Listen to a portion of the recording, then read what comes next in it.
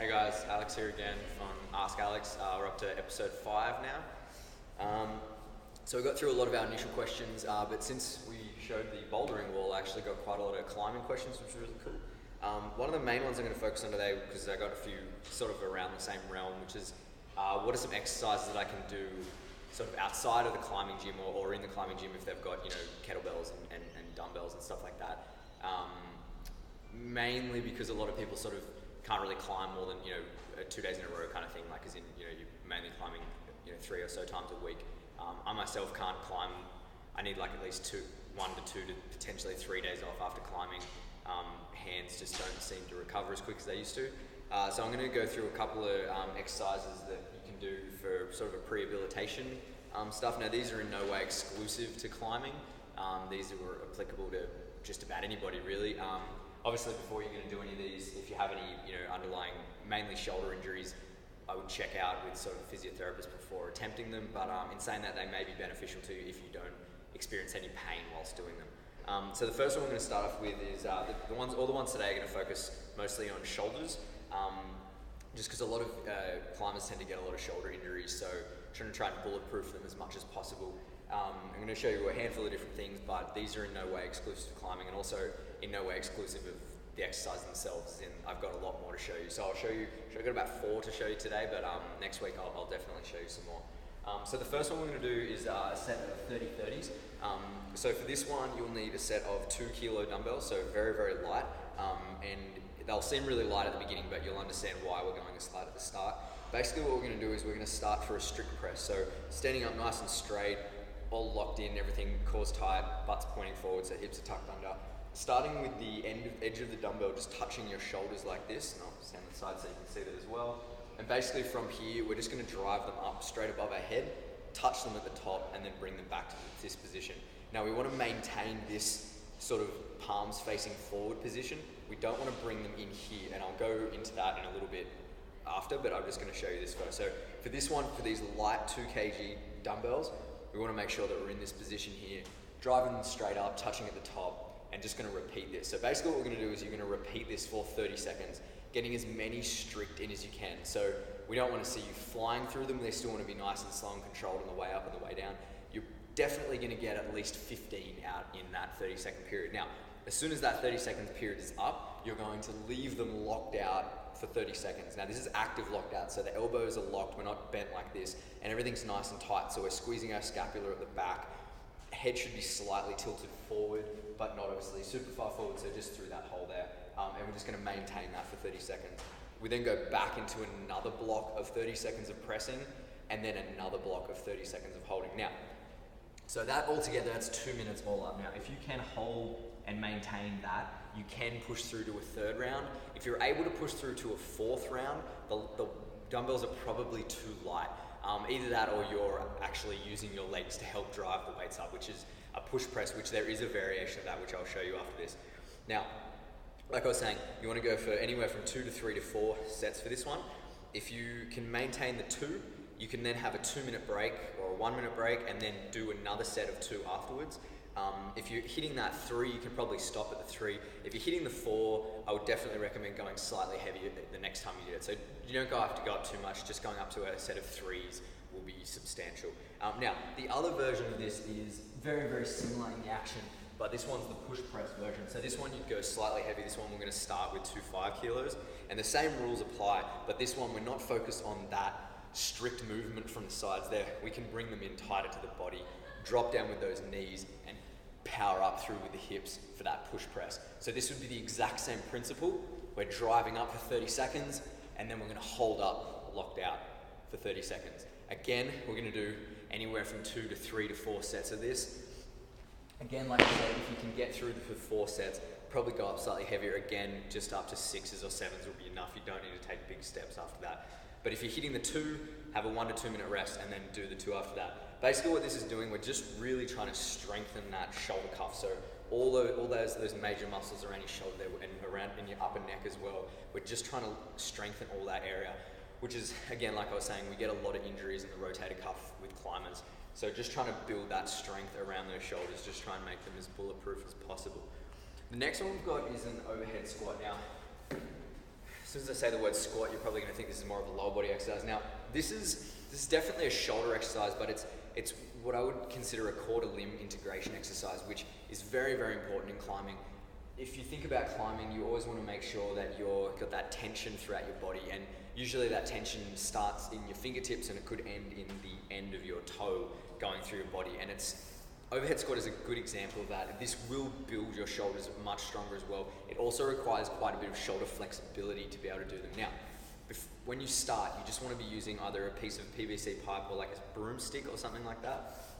We're going to grab it with quite a wide overhand grip, bring it up above our head. Now, when we're in this position here, what we need to do is, I'm going to stand on the side for this one, we need to squeeze those shoulder blades together. Now, I don't know if you can see that, but I'm actually actively locking my shoulder blades into themselves.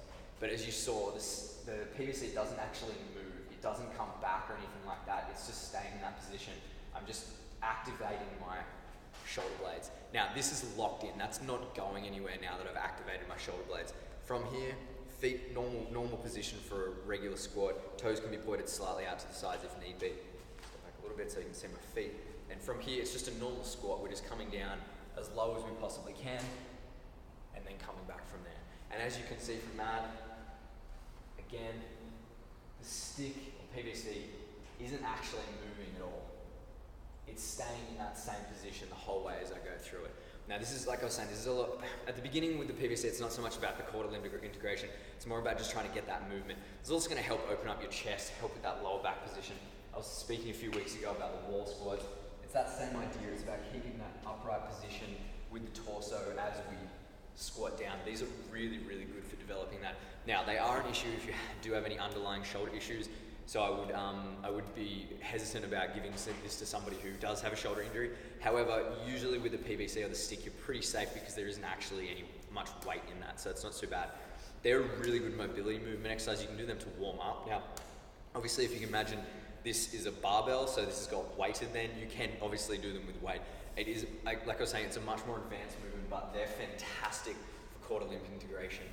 Essentially, the more activation you've got going through your trunk, the less weight is supported by your hands. So that's really, really, really, really useful tool, that one there. The next one we've got is a thing called a bat wing. Now, there's lots of different variations of these. I'm going to show you the one that I do.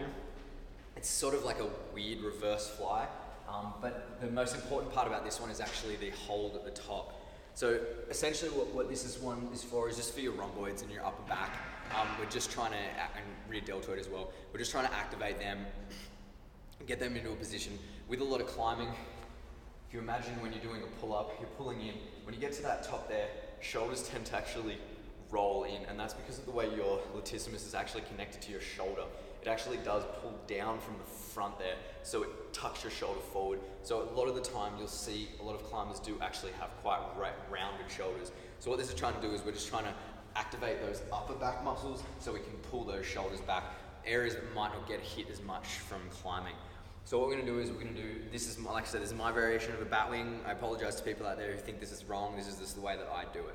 Basically what we're going to do is we're going to get into the same position we would for a reverse fly. We're going to bend our elbows slightly. As we bring them up, we're not bringing them out really far like the reverse fly. We're actually bringing them in nice and tight so that those two dumbbells are going to touch my shoulders there. And I'm squeezing my shoulder blades together, and I'm going to hold that for 5 seconds.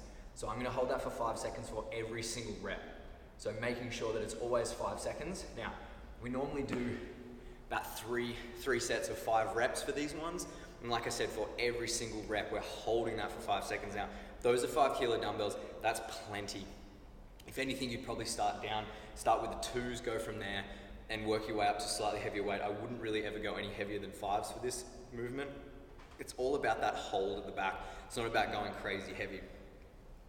This is a really, really good one for those upper back muscles, especially targeting them quite individually. If you're doing these correctly, you're definitely going to have a sore upper back the next day. If you don't have a sore upper back, I'd say you're probably not holding it, or we're not squeezing enough. It's just more of they're kind of resting there. We really want to actively activate those upper back muscles. The last one is an overhead squat and SOTS press combo. Now, a SOTS press is named after the dude who invented it. I don't know what his name was anyway. Apparently his name's SOTS. So basically what this is a combination between the overhead squat and we're pairing it up with a SOTS press. You can do this with a barbell, however it's very uncomfortable because the barbell needs to come behind your head. So today we're going to show you with dumbbells. Again, we're taking that athletic stance, feet are about shoulder width apart, toes pointing slightly out to sides. You're probably going to find you want to shoot your toes out a lot more with these ones.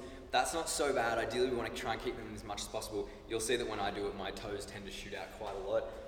What we're going to do is we're going to start with the dumbbells up above our head. Now again, I'm just doing this with 5 kilo dumbbells. We don't have to go very heavy with this. So we'll bring them up above our head to start off with. Taking that athletic stance. So this is our overhead squat portion. So I'm going to demonstrate the overhead squat first, and then I'll show you what the SOTS press part is. So an overhead squat with dumbbells is the same principle. We squat, we come back up to the top, but the kettlebells stay in that upright position, and again, I'm squeezing my shoulder blades together at the back. Now, a SOTS press is simply a strict press in the bottom of a squat. So if you imagine an overhead squat and SOTS press combo is going to look like this. Overhead squat, squat, SOTS press, drive back up. So that's one OHS plus SOTS combo. Show you that from the side. Same principle, overhead squat, squat, SOTS press, drive back up. Again, we're going to do about 5 of these, 3 sets of 5. And again, 2 5 kilo dumbbells are plenty. Again, you can start even lighter with them. Those two, the last two, the Batwing and the OHS SOTS combo, I usually put those two things together. So at the end of a session, if I really just want to get that upper back, that mobility of those shoulders, which is going to get you in that lower down SOTS press position, for all those smaller muscles at the back, and all just that stabilization of the shoulders, which, like I said, is very, very important for climbers, but very, very important for just about anybody really. So these are definitely some tools that you can use as like on a structural day or something like that, or at the end of a session, or like I was saying, the overhead squats are a really good warming up for mobility and stuff like that. So that's it for today, guys. Again, if you have any questions, please send them through. Like I said, those are my versions of Batwings. The other versions are slightly different. Those are good too, so definitely do them the same way. They're totally fine. But yeah, any questions, send them through, and next week I'll give you some more tools for climbers as well. But yeah, thanks guys.